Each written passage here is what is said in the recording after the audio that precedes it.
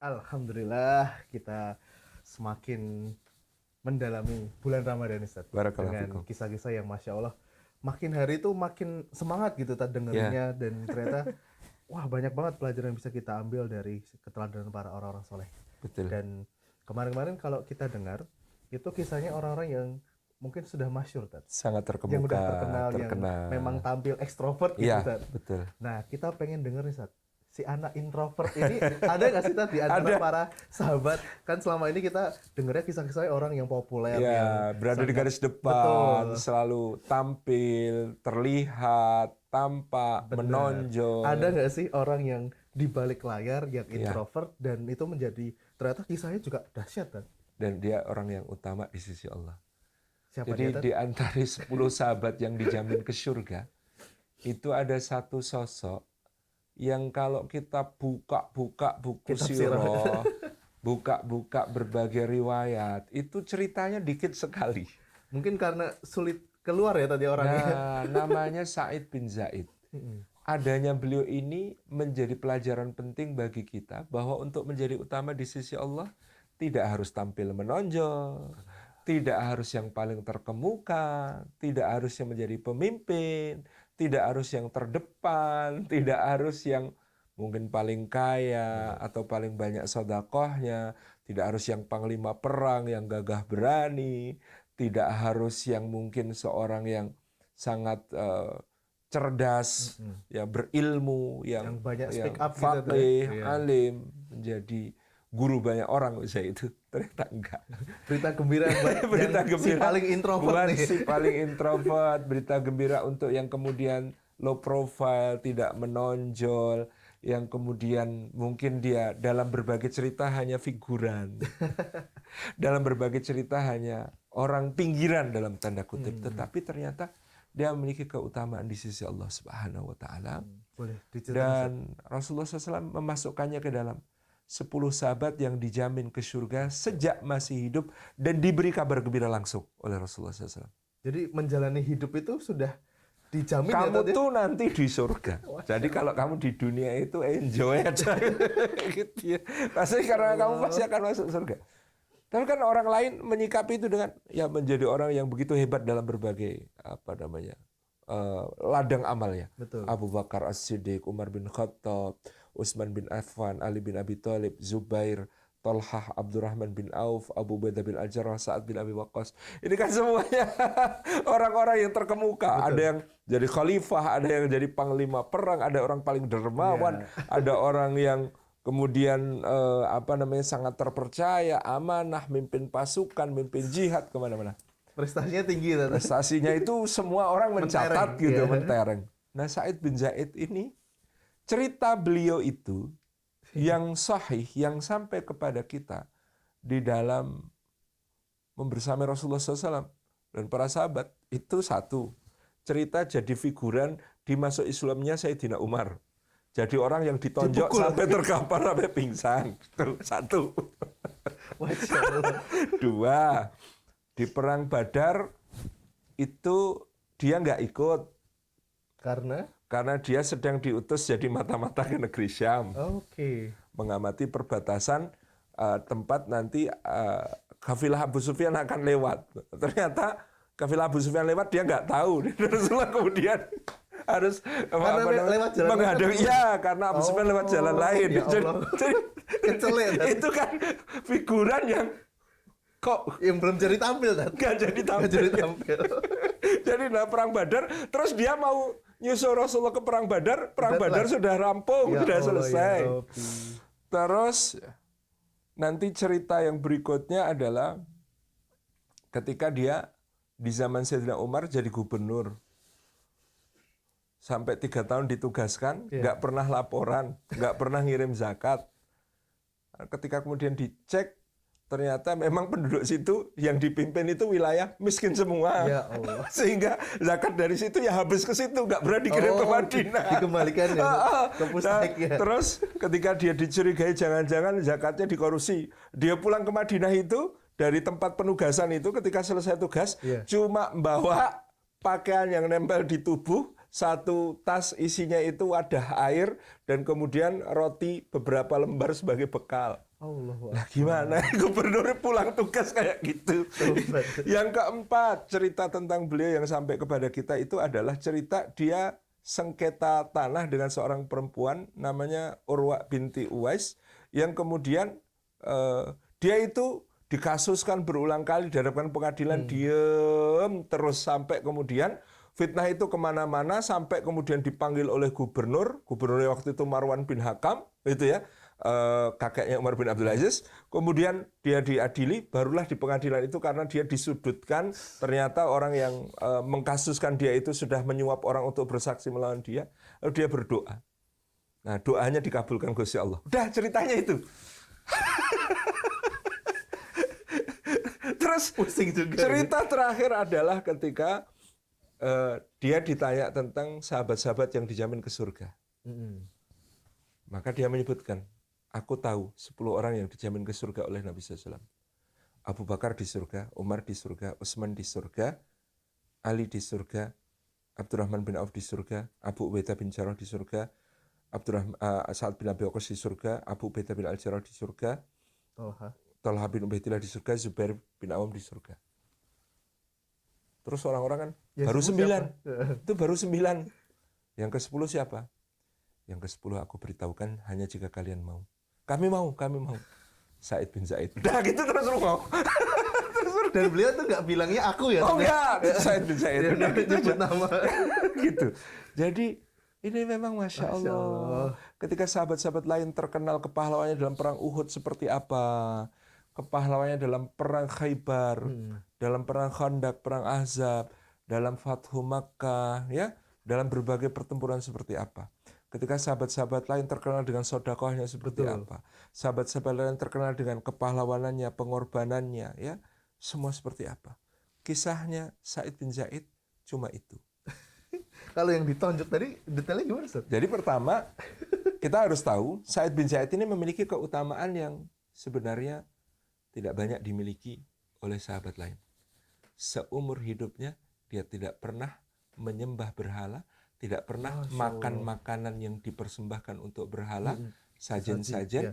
dan dia tidak pernah beragama dengan agama berhala. Nanti memang dari dulu lurus ya, Tat ya? Dari zaman bapaknya. Masya Allah. Bapaknya namanya Zaid bin Amr bin Nufail, itu pamannya Umar bin Khattab. Oke.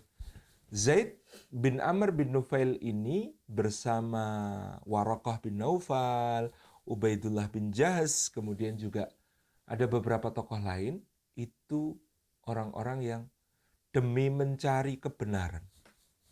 Mereka berpetualang ke berbagai negeri mencari agama Ibrahim yang lurus. Kami adalah orang-orang yang merasa nyembah berhala ini salah dari awal. Berarti dari awal udah logikanya udah jalan ya? Begitu. Dan bapaknya Said bin Zaid ini, Zaid bin Amr bin Nufail ini, kemudian berpetualang sampai ke negeri Syam. Di negeri Syam dia bertemu dengan seorang rahib yang kemudian mengatakan begini, kamu cari apa? Saya mencari agamanya Ibrahim yang lurus. Wah, kamu ini nyari agama yang sudah nggak ada penganutnya kecuali yang menyimpang. Oh, ya Allah. Karena mungkin udah ribuan tahun ya? Tat? Ya, sudah lewat ribuan tahun. Kamu itu nyari agama yang nggak ada pengikutnya kecuali yang menyimpang. Tapi kamu beruntung, sudah dekat masanya di tengah kaummu akan muncul seorang nabi dari kalanganmu sendiri yang membawa risalah Al-Quran, risalah wahyu, risalah terakhir yang agamanya sama dengan agama Ibrahim yang lurus.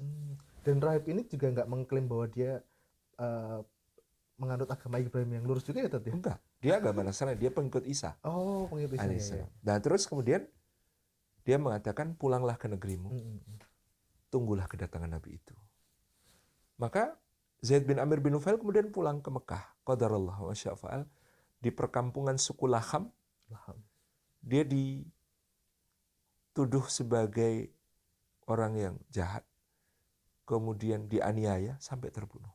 Ya Allah. Yang namanya Zaid bin Amr bin Nufail, pamannya Umar bin Khattab. Kemudian sebelum meninggal, dia berdoa kepada Allah, ya Allah, kalau aku tidak mendapatkan kemuliaan untuk berjumpa dengan Nabi itu dan beriman kepadanya, maka jangan halangi keutamaan itu dari anak-anakku. Zaid bin Amr bin Nufail meninggal, dan Masya Allah Tabaraka Rahman, betul Begitu Rasulullah memulai berdakwah, putranya yang namanya Sa'id bin Zaid langsung beriman kepada Rasulullah. Masya Allah. Jadi berkat doanya Bapak doanya itu, Zaid bin Amir bin Nufail ini dikabulkan oleh Allah. Ya, Sa'id bin Zaid kemudian masuk Islam dan mengajak istrinya untuk masuk Islam.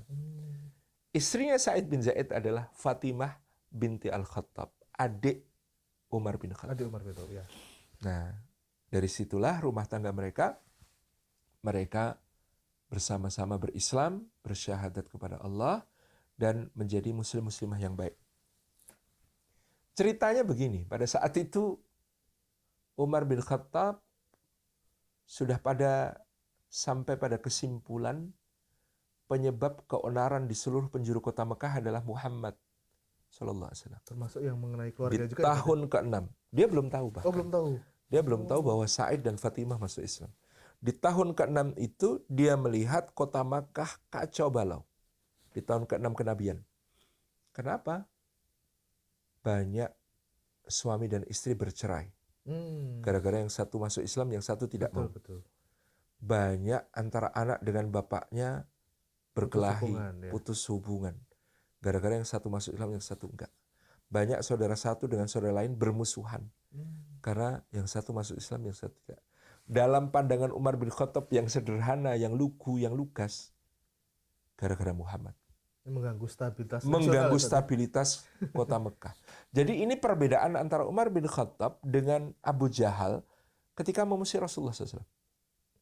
Satu karena ego. Yang satu, Umar bin Khattab itu memusuhi Nabi Muhammad gara-gara merasa Nabi Muhammad ini bikin onar, bikin kacau, merusak persatuan, merusak stabilitas kota Mekah. Dan sumber kekacauan itu memang harus dilenyapkan. Mikirnya Umar begitu.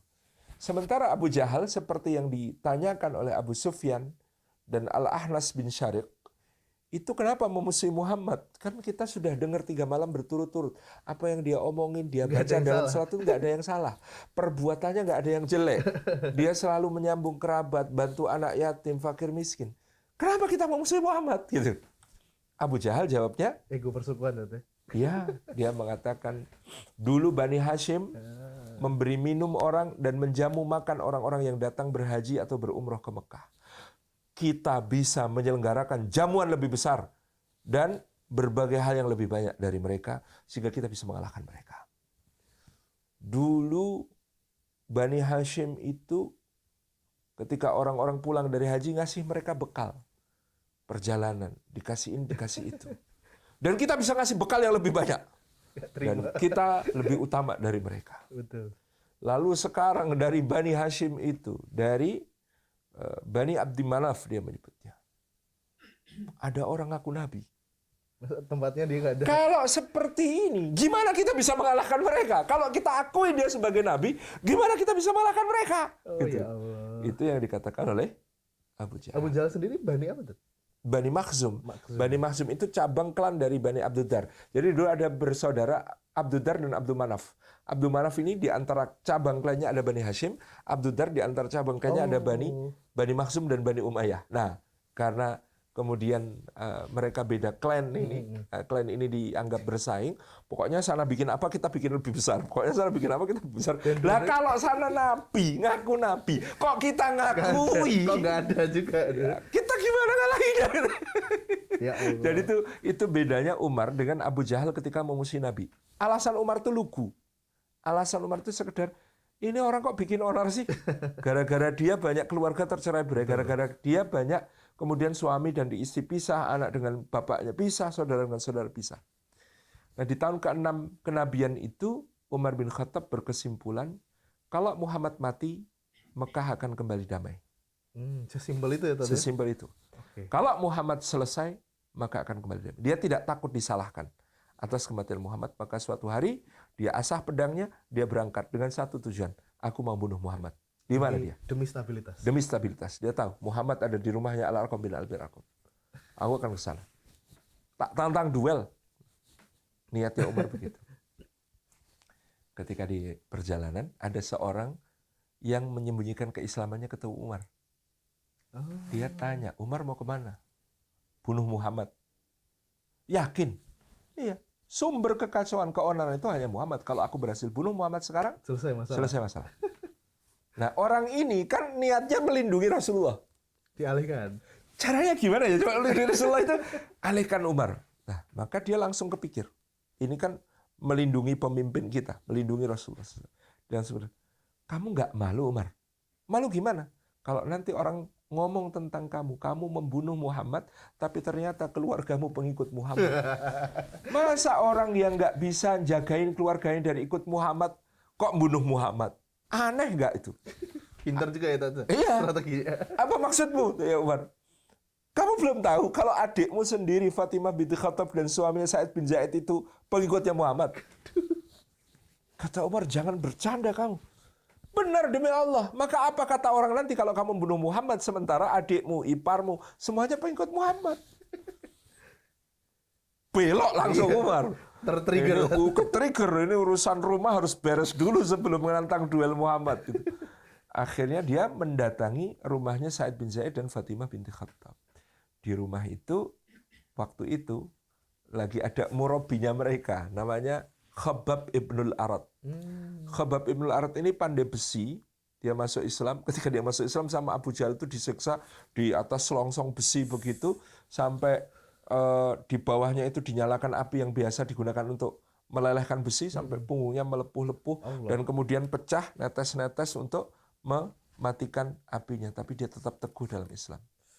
Nah tapi ketika itu Habab lagi ngajarin Quran kepada Sa'id bin Zaid dan Fatimah binti Khattab, dengar suara Umar brok, Fatimah buka pintu. Dengar suara Umar, level Khabbab yang disiksa Abu Jahal seperti itu nggak takut, nggak goyah. Dengar suara Umar, geger dia. Disebutkan ketika itu Khabbab bersembunyi di bawah tempat tidur. Aku izin sembunyi dulu, ini Umar nggak masuk. Abu Jahal dia nggak keder ya? Oh nggak keder sama Abu Jahal. Kalau sama Umar ngeri masuk kalau tempat tidur. Bahaya ngeri. Nah, kemudian Umar brok, buka pintu ya Fatimah. Tadi sudah dengar baca ayat kan. Kemudian Fatimah datang pintu bersama suaminya, bukakan pintu. Apa yang kamu baca tadi? Keluarkan. Oh sama Fatimah bin Khattab dipeluk lembaran Al-Quran itu, dipeluk gitu. Kemarikan Fatimah. Fatimah maju, ditempeleng sama Umar, ditampar. Said tentu akan melindungi istrinya. Bojoku dikampleng wong, maju Sa'id bin Zaid oleh Umar ditonjok, kena kepala, langsung jatuh gelangsar pingsan. Ketika itu, saking luar biasanya kemarahan Umar. Overpower. Tapi melihat Fatimah pecah pipinya dan darah mengalir. Namanya kakak sama adik. Betul. Pasti langsung kemudian nyesel. Apa yang kulakukan? Ini perempuan. Ketika itu Fatimah matanya menyala dan mengatakan, benar, kami sudah mengikuti agama Muhammad. Memangnya kenapa, wahai Umar? Kalau kau mau bunuh kami, bunuh saja kami. Namanya kakak, lagi nyesel habis nampar adik, dikasih kalimat begitu. Umar makin rasa bersalahnya makin besar. Kemudian dia mengatakan, Fatimah, coba bacakan apa yang kau. Tidak, kamu seorang kafir yang najis. Kalau kamu mendengar ayat-ayat suci ini, mandilah dulu.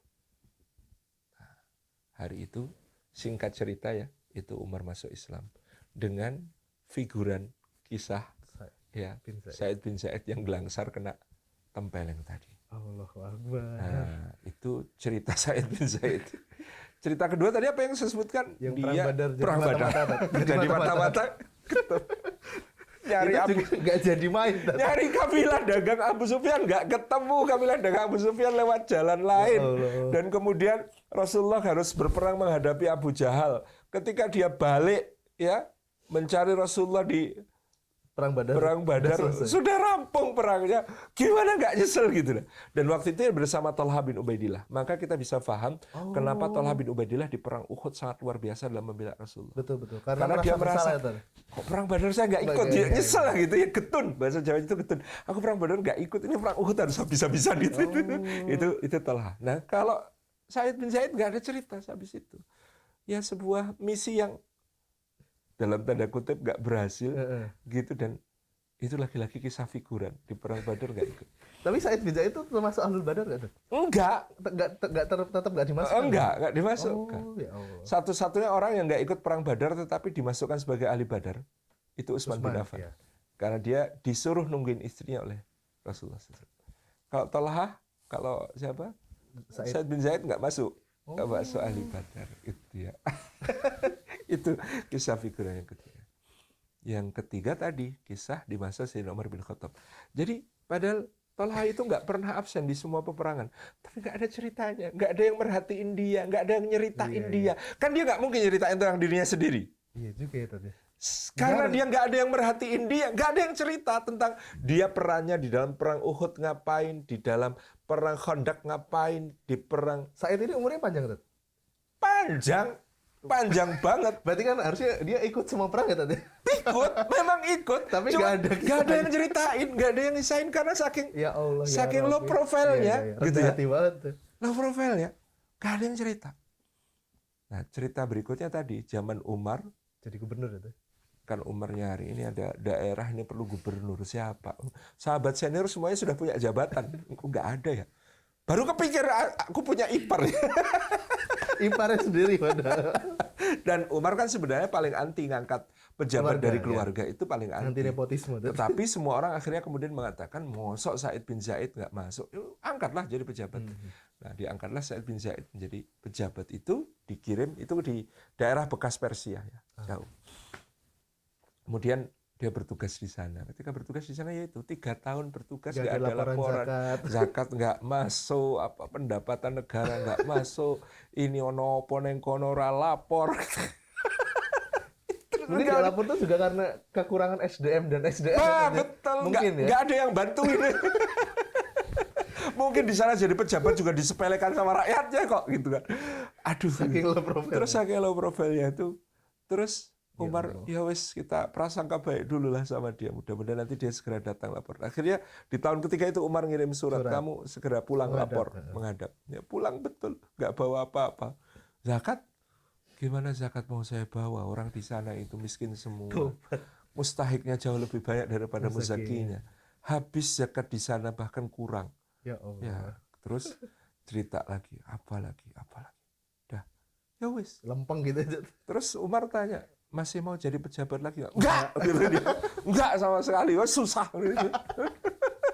Saya nggak suka jadi pejabat sama sekali. Ya itu tadi mau diaudit, jangan-jangan ini korupsi, kok nggak ada laporan macam-macam. Gimana korupsi? Wong pulang saja cuma bawa baju yang melekat di badan, ditambah botol minum dan roti kering yang sudah sangat kering sehingga tidak layak dimakan itu. Itu yang mereka lihat pada Said bin Zaid. Nah, cerita terakhir yaitu tentang konflik tanah itu sudah di masa Bani Umayyah. Oh, udah jauh ya Tete? Zaman Muawiyah. Zaman Muawiyah. Sudah zaman Muawiyah bin Abi Sufyan, gubernurnya waktu itu Marwan bin Hakam. Ada seorang perempuan namanya Urwa binti Uwais itu pada suatu hari tanahnya kebanjiran. Setelah tanahnya kebanjiran itu kemudian dia lihat patok tanahnya. Dia bilang, ini patok tanah saya digeser sama Said bin Zaid. Harusnya ke sana, kok jadi di sini? Gitu. Maka Said bin Zaid mengatakan, tidak, aku tidak pernah menggeser patok sama sekali. Dari dulu di situ. Wah, Urwa binti Uwais ini terus menghubungi teman-temannya, minta semuanya bersaksi. Sampai lapor kepada pejabat yaitu Marwan bin Hakam. Yang itu adalah kakeknya Umar bin Abdul Aziz. Kemudian disidanglah sama Marwan bin Hakam. Wahai Said bin Zaid, ini Urwa binti Uwais. Dan ini perempuan terpandang, terhormat. Sehingga gugatannya diperhatikan gitulah. Ini kamu dituduh menggeser patok, apa jawabanmu? Saya tidak punya jawaban. Apakah patok itu tergeser karena banjir, atau karena apa, saya tidak tahu. Terus akhirnya, kamu bagaimana sebagai penuntut? Demi Allah, saya tahu dia memang pasti menggesernya. Ini orang-orang yang bersaksi bahwa patok itu telah digeser. Terus saksinya udah disuap betul. Maka pada saat itu Said bin Zaid, kalau begitu saya tidak punya apa-apa untuk bela diri kecuali doa. Ya Allah, kalau perempuan ini menuduh saya dengan tuduhan palsu, dengan fitnah, maka jadikanlah matanya buta. Dan tunjukkanlah kebenaran. Dan datangkanlah dia ke sumur yang dia tuduhkan telah menjadi hal yang kami sengketakan. Dan tampaklah kebenaran kepada semua orang. Pulang dari situ, Urwa binti Uwais buta bener. Jalan ke kebunnya, kecemplung sumur, di dalam sumur dipagut ular, mati. Doa sahabat. Hati-hati sama doanya orang soleh yang terzalimi. Itu Sa'id bin Zaid radhiyallahu anhu. Dan itulah tadi kisah kelima, ya, bahwa dia yang menyebutkan 10 sahabat yang dijamin ke surga. Setelah menyebutkan 9, dia mengatakan, yang ke-10 hanya akan aku sebutkan jika kalian mau. Yaitu Sa'id bin Zaid itu sendiri. Gak nyebut aku gitu ya. Gak pernah nyebut aku. Allah itu ya Allah. Cerita tentang sahabat yang low profile, sahabat yang sangat-sangat tidak banyak ceritanya, tapi kita ceritakan di sini. Pas Jadi kabar gembira, ini kabar gembira untuk orang yang bahwa untuk menjadi mulia di sisi Allah itu nggak harus tampil di depan, nggak harus selalu terlihat di kamera, ya, nggak harus selalu tampil di panggung, nggak harus selalu kameramen terlihat. senyum-senyum ini. Iya, mudah-mudahan. Insya Allah diberkahi oleh Allah Subhanahu Wa Taala. Gitu. Insya Allah. Baik teman-teman semuanya, sebuah kisah yang tentunya sangat menggugah kita, ya, dan semoga ini menjadi semakin menjadi penyemangat buat kita menjalani Ramadan dengan makin khusyuk, makin diam-diam, ya Tat, ya. Diam-diam menambang pahala banyak gitu. Insya Allah kita lanjutkan di kesempatan berikutnya. Assalamualaikum warahmatullahi wabarakatuh. Waalaikumsalam.